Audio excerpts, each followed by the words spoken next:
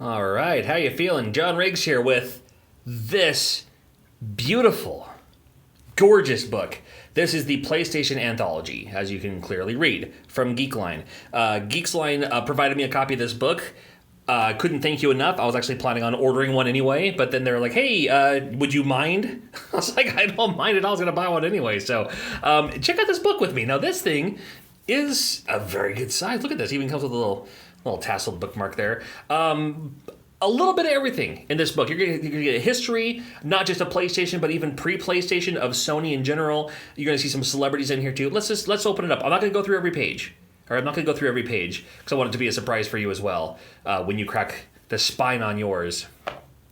Very well made book. And I'm just going to go through a few pages here and there. Now, of course, you start out with the Sony Miracle back in 1945. Good Lord.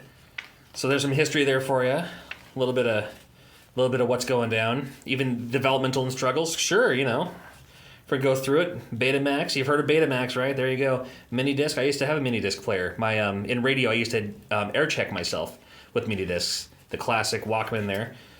A little bit about games like Seventh Guest, Sky Blazer. We haven't got to PlayStation yet. Talks a little bit about this too.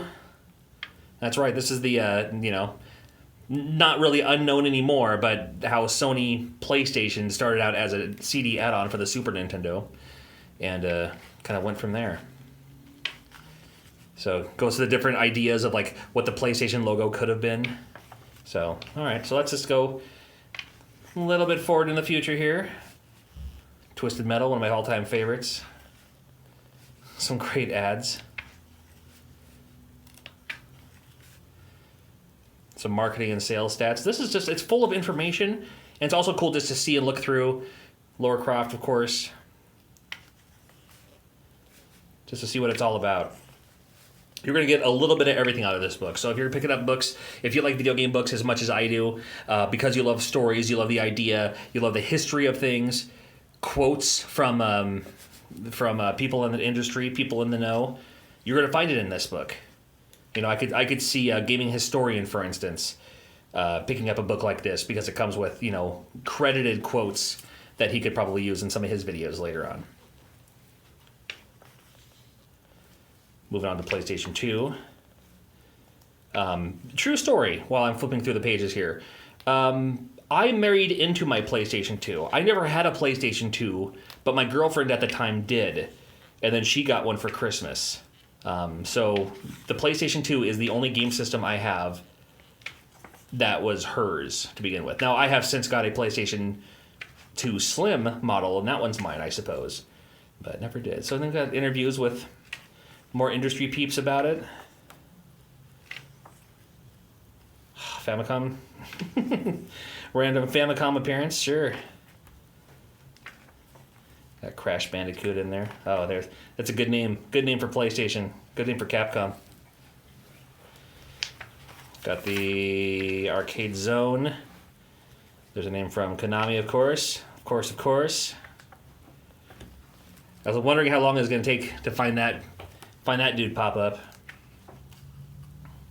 Can never go wrong with Atlas. A little question and interview session here. Tommy Tallarico. Or is it Tallarico? Great music composer. I have some of his music CDs. He did the CD soundtracks, or not CD soundtrack. Well, CD soundtracks too, I suppose. But he did a lot of great, like he did the music for Earthworm Jim, did the music for a lot of games. What else we got? Tekken, of course.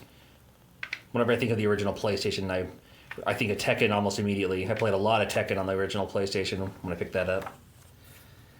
Some 95 releases, sure. So what some of the imports looked like. Some import PlayStation games. I was a huge PlayStation import fan. It's one of the systems that got me into imports. The very first import game I had was Dragonball Z.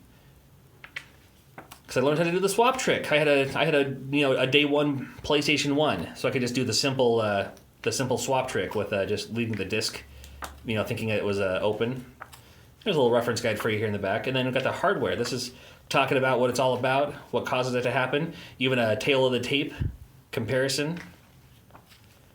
Some of the other systems of the time. Some of the great peripherals. That looks. I've never seen that one. That looks interesting. That's something I would like to have now for my PlayStation 4. Playing some Eve Valkyrie with something like that, you know. They do have flight sticks for the PlayStation 4 that do work. But I remember this thing too. I was like, what? That's so weird.